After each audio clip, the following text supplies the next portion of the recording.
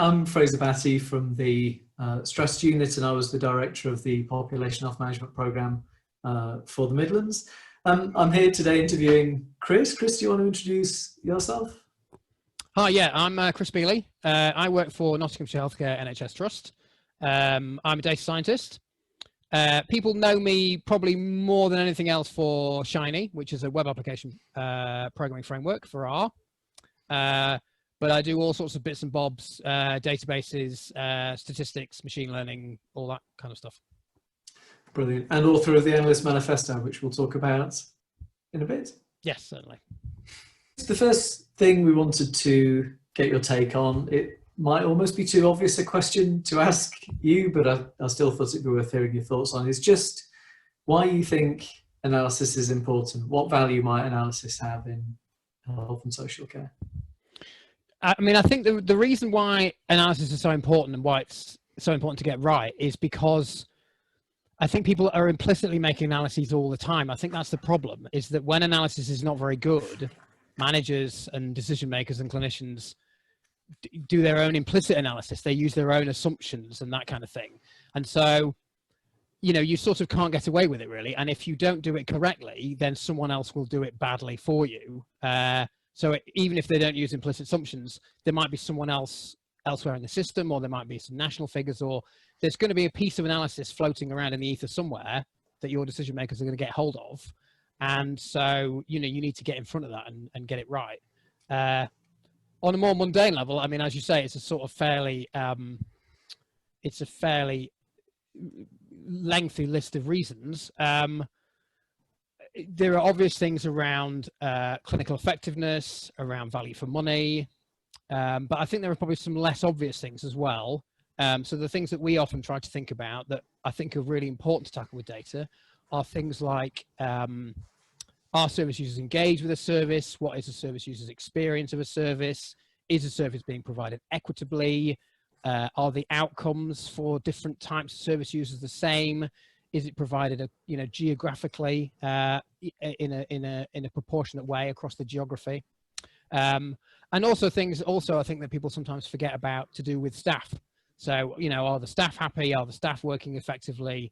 And what kind of metrics are available to understand, you know, what their experience of working is, and also, you know, what they're doing day by day, minute by minute, and whether they could do it better, and whether they're happy with the way that things are. Those kind of, you know, I think that's sort of often, you know, the detail is, I think, somewhere it's easy to get neglected, I would say, things like that. I love the way you begin by answering that.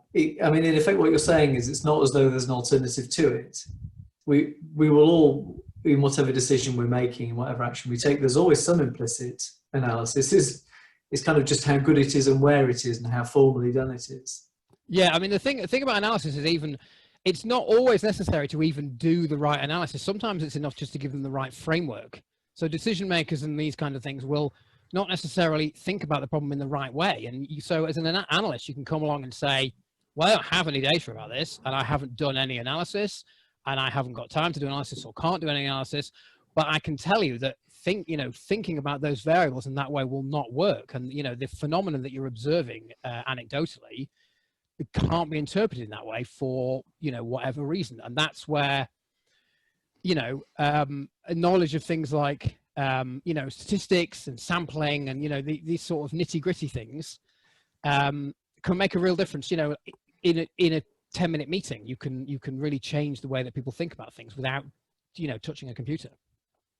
That's really interesting. I mean, certainly that's been my experience. And colleagues at the Strategy Unit, analytical colleagues, will often find that often what people want from them, first of all, is just a way of thinking about a problem, just a way of framing it up. And there are certain modes of thought that analysts have that seem to really help that, aren't there? I don't know if you have any examples of that kind of thing where, you know, kind of your position or perhaps other people as analysts have helped to just make the decision framed better, to put other considerations in there that might not have been obvious to non-analysts.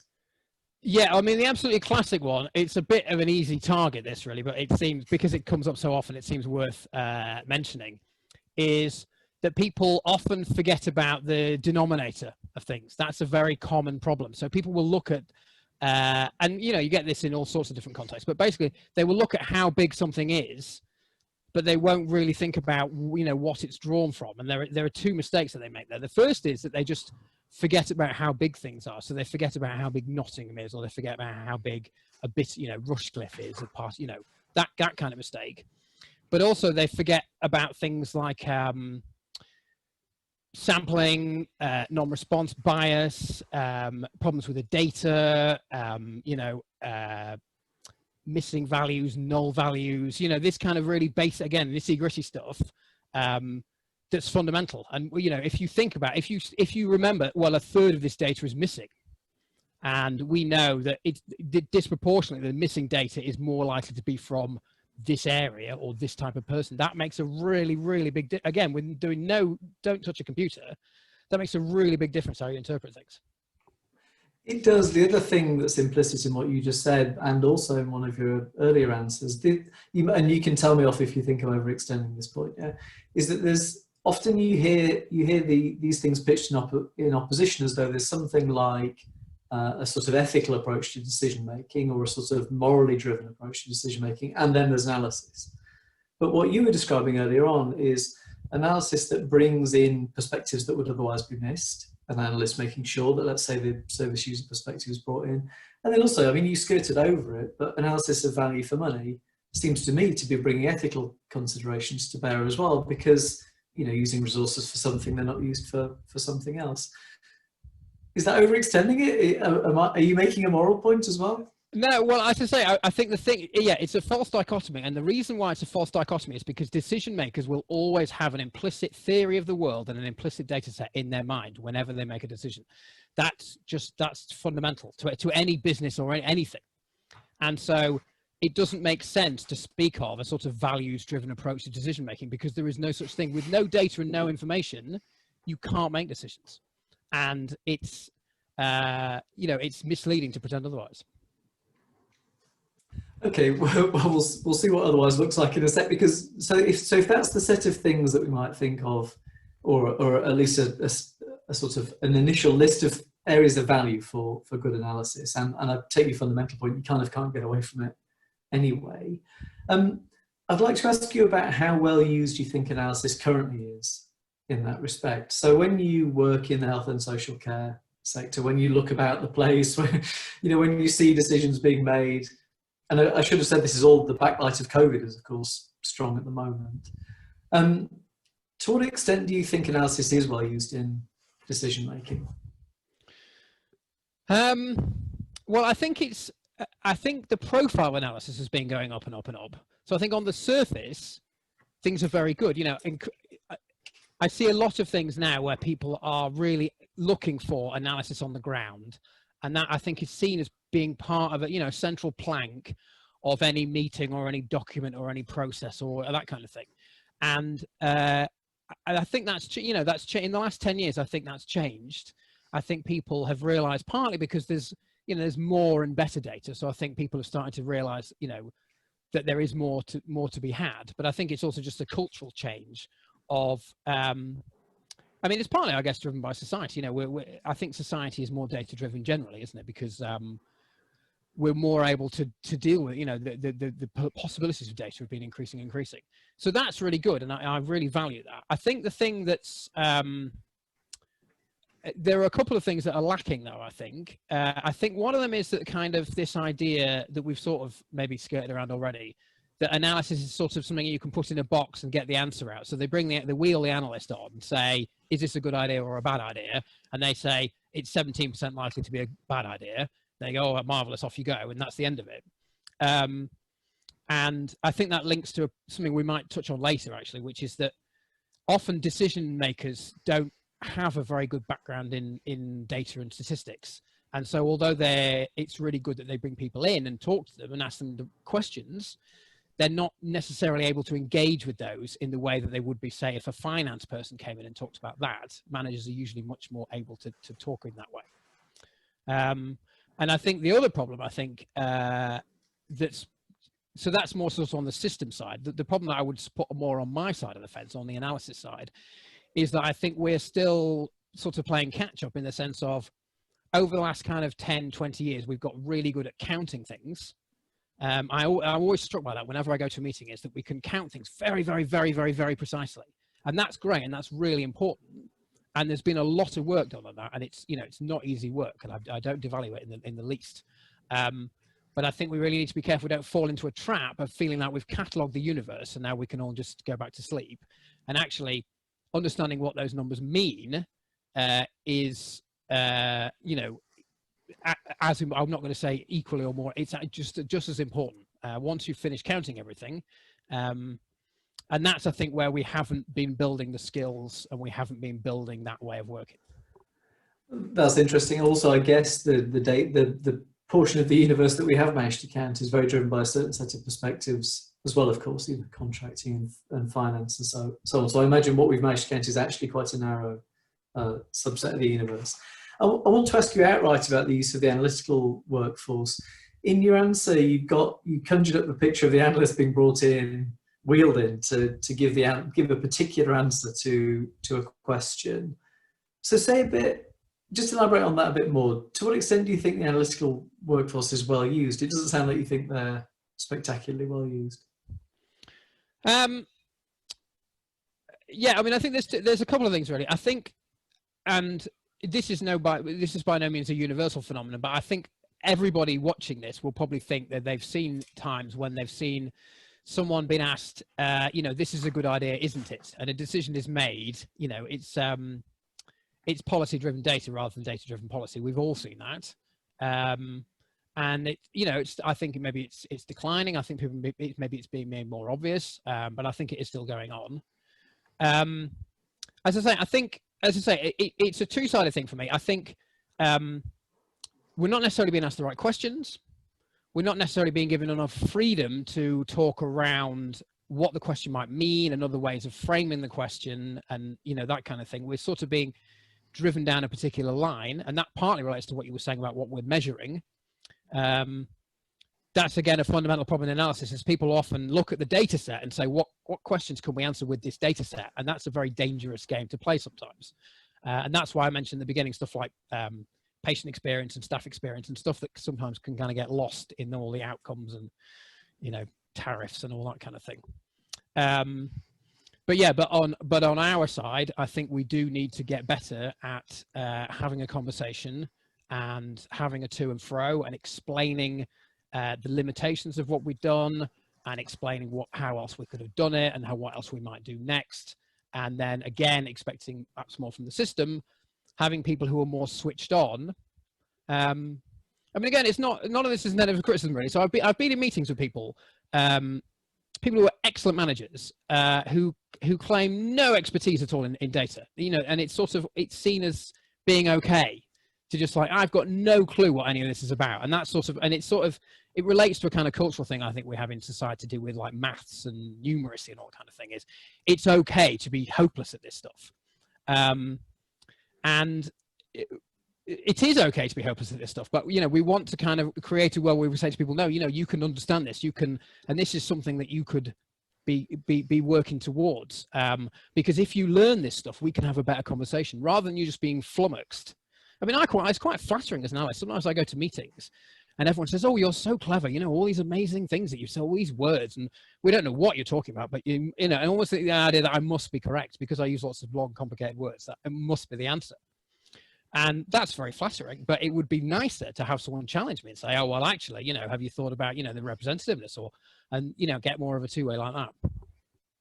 Is there some, as you were describing that, is there some analogy with clinical knowledge and with the way that clinicians are treated in decision-making or in that type of conversation? I guess as you were saying it, I was kind of imagining also that there could be scenarios where the manager has a little bit of knowledge and then strays or radically overreaches, and perhaps there would be that temptation with something like analysis because it's kind of part of the managerial set of skills, isn't it? In a way that you wouldn't do that with a clinician, for example. Oh, I once heard my physio say something and therefore. Do you see what I mean? Is there some analogy there with the way that clinical decision-making is used clinical insight is used in decision-making? Yeah, I think so. Yeah, I think it's, I think it's better from that side, because I think a lot of managers in the NHS often come from a clinical background.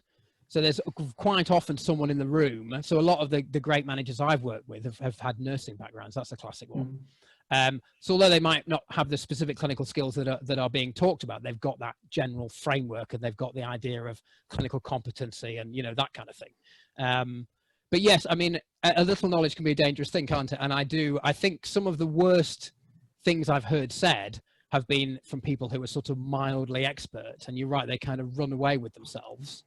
And that's hard. I mean, that's hard in any walk of life, isn't it? That's what you can get with your experts, is they'll give you a bit of knowledge and off you go with it. And you've got to have the humility, and we've all got to do this. I've got to do it too. You've got to have the humility to have people say to you, no, it doesn't work like that. And just because I can't explain to you in 2 sentences why it doesn't work like that, that doesn't mean that it doesn't work like that. I can sit you down with a textbook in 20 minutes if you want to. Like, it's fine. There's nothing arcane about this, but you can't make that generalization. That's excellent. I really like your point about humility and kind of working out where your knowledge begins and where someone else's begins, and how to meld the two things. Partly because I also really liked your description of, I mean, there'd be an account from an analyst which is just like, oh, if only the world would change, if only managers were clever, if only they got me, the world would be better, everyone else needs to change. And that's not what you're saying at all, is it? Because you were also saying there are things that it's incumbent upon the analyst community to be better at, and you were describing helping people to frame questions properly, or working through the results with them a little bit more. So just say a bit more about that. What does the analyst workforce need to get better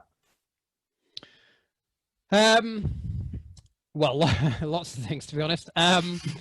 So let me just let me think about it. I mean, I think one thing analysts need to get better at, I suppose, in a general way, is being in the room. And that's something that, I think, and if we're given more opportunities to be in the room, as I say, sometimes they kind of wheeled on and wheeled off again. And I mean, I've heard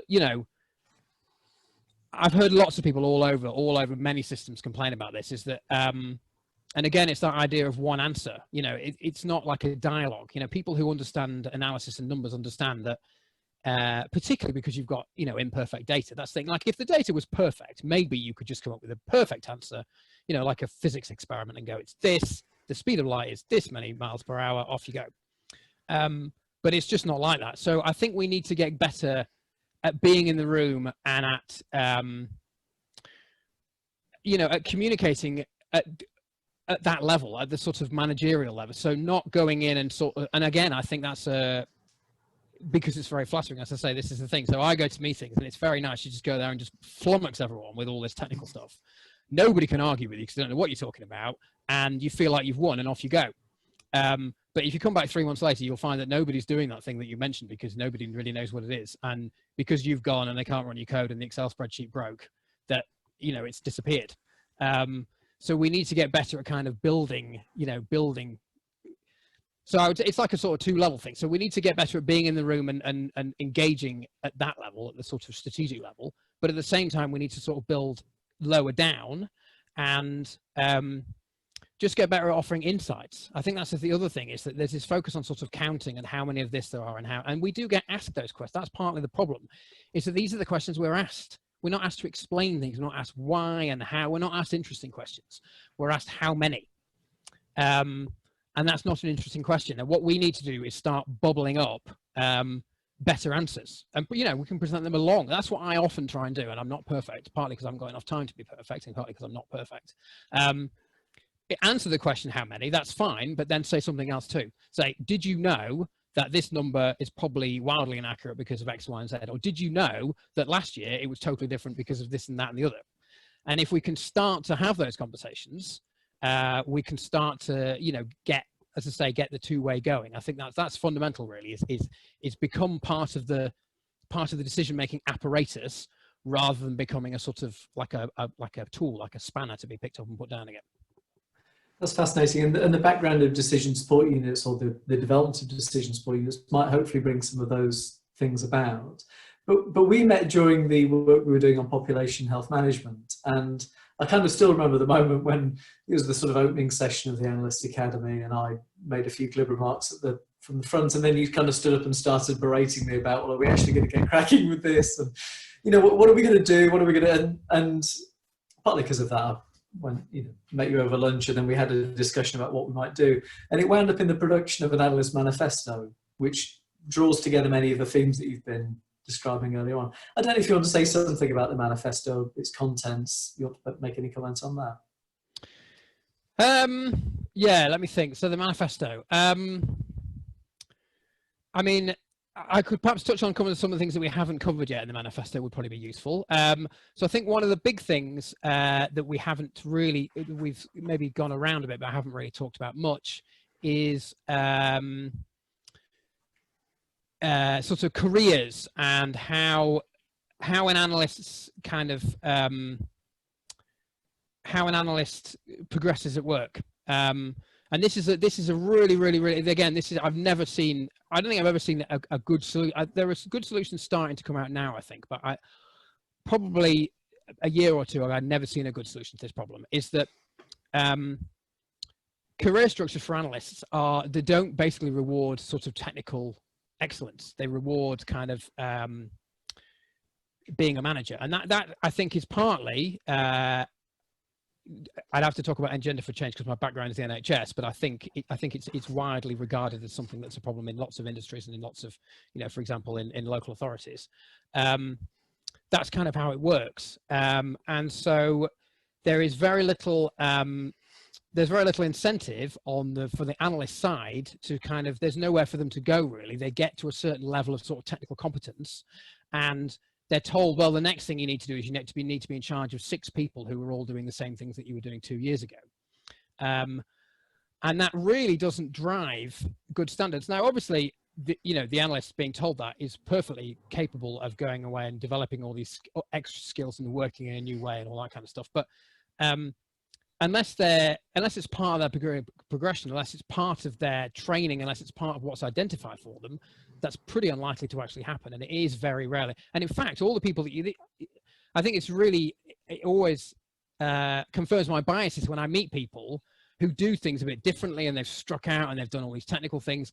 And it's very noticeable that their organization has never asked them to do any of it. I don't think I've ever met anyone doing something really interesting and innovative and brilliant where they've said, oh yeah, well, I was doing the job, and then a manager came along and said, why don't you do this? And I did it, and it was really brilliant. The only stories I've ever heard have been, well, I was doing this thing, I was just churning out loads of Excel spreadsheets, and I got bored, and I made this weird thing, and I went to show people, and they all thought it was amazing. And I've met loads of people like that, and they're such a brilliant resource. And they've often, I have to say, worked, they haven't got time in their day job to do it. They've often worked, weekends and all sorts of things.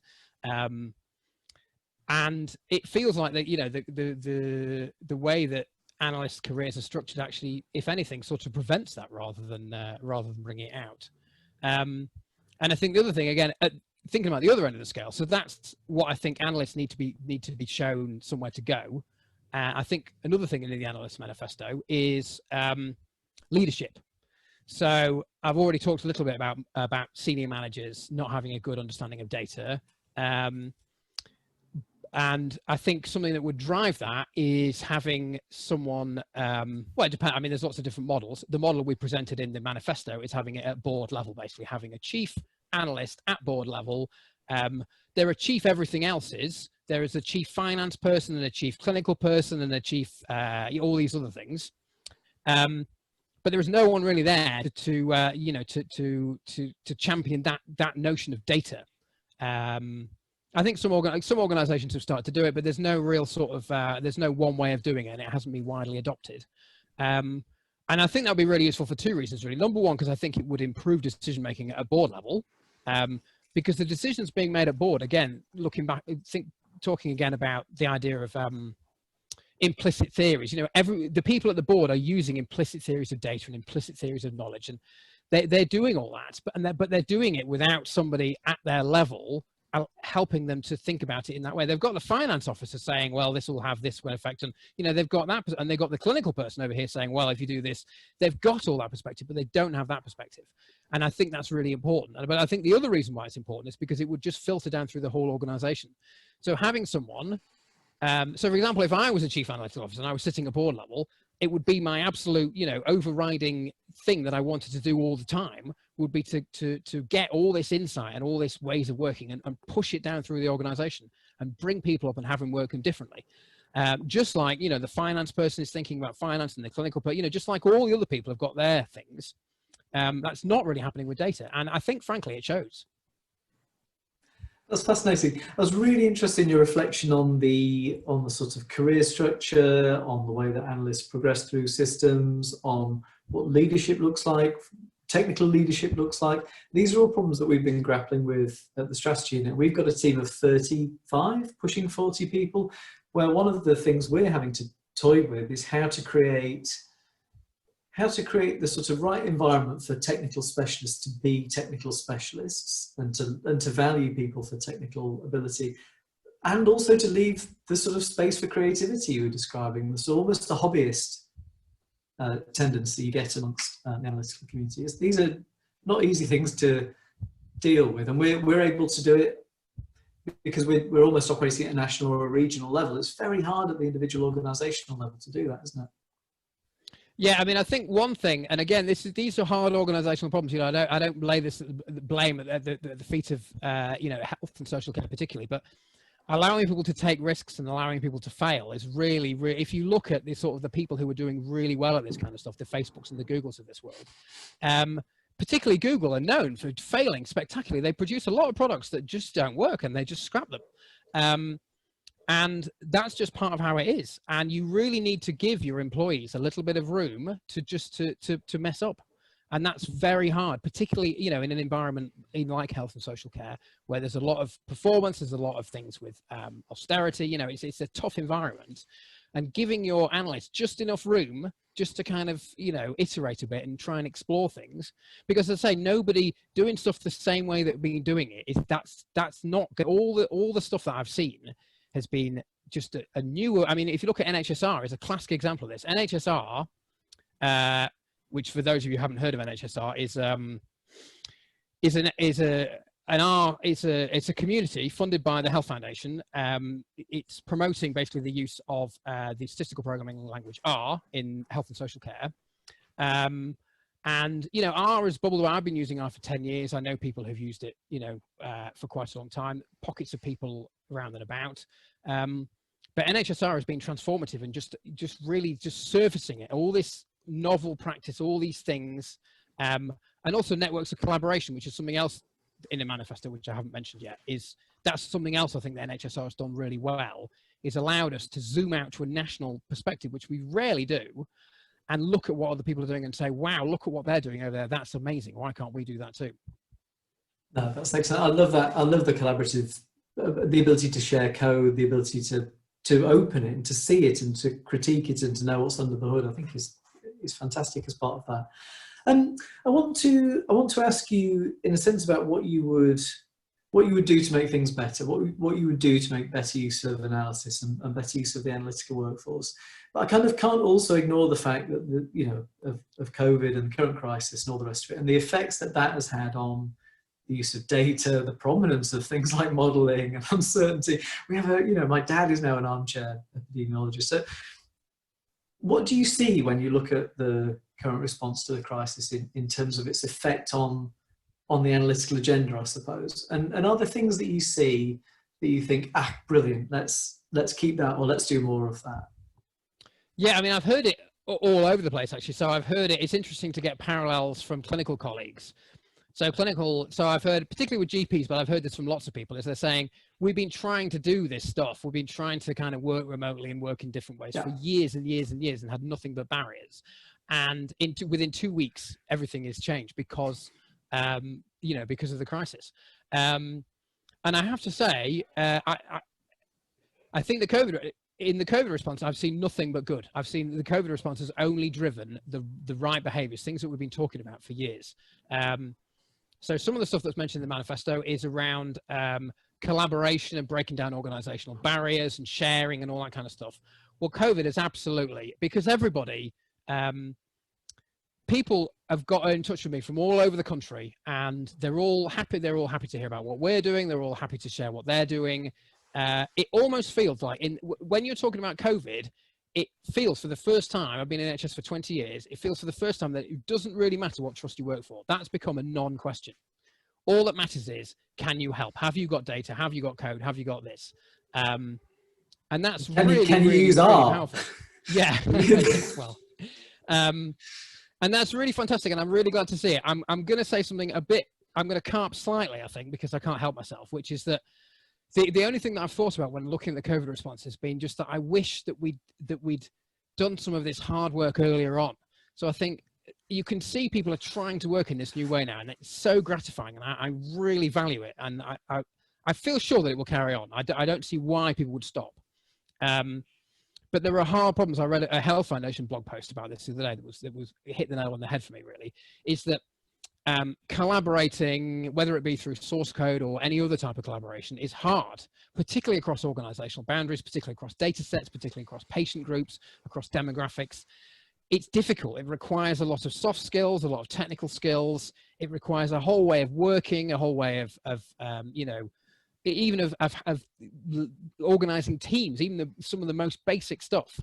And you can really see the kind of the gears are grinding because the NHS is trying to work in a new way, but using the old skills and the old methods and the old and all that kind of thing. And although I'm really glad to see what's going on, it does make me feel a little bit sad because I think, well, if only we'd seen this coming, if only we'd had maybe 2 months warning, even if, just to say, something really, really bad's going to happen, you're going to want to collaborate, then maybe we would have done some of this stuff, before all this happened. And I have to, this is probably more for the technical people of the audience, right? I have to give a name check to this, which is that the other thing that this has really surfaced to almost to probably to the top of government, I would think, is just how bad data sets are. I've seen my Twitter is absolutely on fire every day with people talking about having to scrape data off a website, and they publish data and then they remove yesterday's data, and people digging around through old data sets that have got the spreadsheets are all laid out in the wrong way. And that's something that we've been talking about on and on and on for years, and it's never seemed that important. It's never really been a priority because we've never had that urgency of, I really need to make somebody make sense of these numbers in 2 hours. We've never had a problem with that, and we do now. And it obviously, the time to fix that problem obviously was before. I don't know if this is too specific a question, but as IG barriers are dissolving? Well, I think so, yeah. I mean, I think IG is, I think that's probably another good reason why this is sort of an easy problem to solve in a way, because the stuff that the questions that people are asking are not really IG type questions. It's quite an easy space to collaborate in, because all people are really trying to do is things like modeling spread and modeling ICU. And I haven't really seen anybody particularly trying to use any sort of row level data, which is good because that means that's one less barrier to collaboration, doesn't it? So hopefully if we can fix some of the problems that we've got now, in the future when people are trying to do harder things like, I don't know, like epigenetics or something like that is more row based, some of the basics will have been got right. Excellent. Are there other things? So in a sense, implicit in what you've said is a whole series of recommendations about ways in which analysis could be better used in decision making, ways in which analysts could be working better, tools that analysts could be using. Are there any other things that you would say, look, we need to be doing this now in order to get better value from analysis? You mean doing it now in terms of the COVID response? Sorry, yeah, I meant not now, not literally now, but other things, because you talked a lot about things like collaboration, about improvements in data and increased focus on data. Because I asked you the question in the frame of COVID, I just wonder if there are other things that you've not mentioned that you thought, actually, do you know what, that's really important? Things like training, for example, I was thinking. Yeah, well, I mean, the sort of axe that I grind personally is, I would say, just knowledge of statistics, really.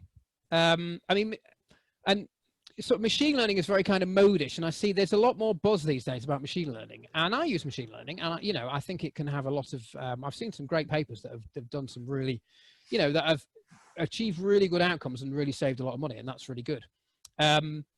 But I do think if we're going to look at getting the basics right, I think having more knowledge, as I say, we've got really very good at counting things, but we haven't really got good at understanding, what those things are. I think a lot of people, I'm lucky because I did I've got quite a quantitative background. So when I started doing the job that I did now, I already had a pretty solid understanding of statistics. But I think a lot of people, and that's the other thing about analyst careers, and I suppose this is true of lots of analyst careers, isn't it? People kind of wander into them from all sorts of different directions, and that's good in a way. So in fact, one of my favorite analysts is a philosophy graduate. So, I mean, there's many routes. But I think having got people there, maybe it would be good to really kind of to look at the fundamentals and say, well, how can we work effectively? Let's not just learn SQL and then, that's enough. Let's try and really understand what's coming in. That's great. I just want to close by asking whether there are any sort of concrete next steps that you would recommend to people. Any sort of near-term, short-term actions that you think people could take, either as managers or leaders who are non-analysts, or as analysts who you are describing as needing to develop skills to better work with leaders?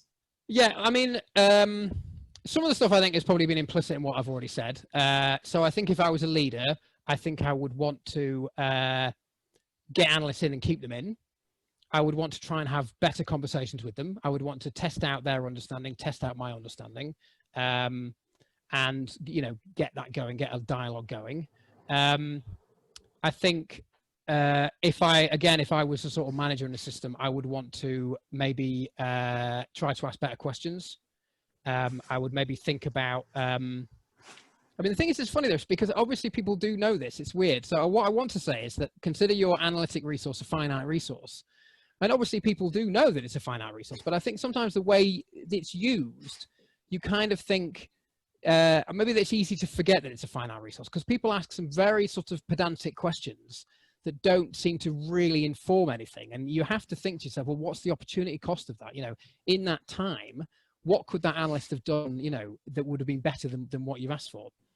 So that's what I'd like to see the system doing. I've mentioned the stuff that I'd like to get going on the analyst side. I think I would like to drive standards in statistics. I think that's really important. I think data science obviously is growing across. Again, that's not health and social care; that's everywhere, and I think that's really important. And I think I've mentioned one of the ways of doing that is obviously careers and all that kind of thing. But another axe that I like to grind wherever I go is mentoring and networking. I think that's such an easy win, and it's something that I've mentioned. I've mentioned it all over the place, and I've never really had a negative response to it, but I've never really seen it happen either. Is why don't we help each other as an analytic community? Why aren't there? And I'm talking here about across organizations, but really realistically, to be honest, I'm talking about within organizations as well. We're not even that good at doing it within organizations. Why is it? We've got some people with some very high level skills across the system. Why aren't they helping each other? Why don't we say for 2 hours a week for the next 12 weeks, you just, crack on, sit next to this guy. He's been doing this for years and he can show you X, Y, and Z. So if you look, for example, at the government digital service, they run something called the, oh gosh, I can't remember what it's called. It's a 12-week, what's it called? Data Science Accelerator. So it's a 12-week, so it's a day a week, 12 days, where basically you just sit next to someone who's a data scientist and you learn from them. And I've been on the Data Science Accelerator and I learned an incredible amount from a really good mentor. And I'm now a mentor on the Data Science Accelerator, and I hope my mentee is learning something from me. And it doesn't take a lot to set up. It doesn't cost a lot of money. It doesn't really impinge on, because a lot of the time that I'm helping someone, I'm just sitting there. I'm just available. It to me seems like such an easy win, and yet I see it happening absolutely nowhere. So that's something that I'd really like to see.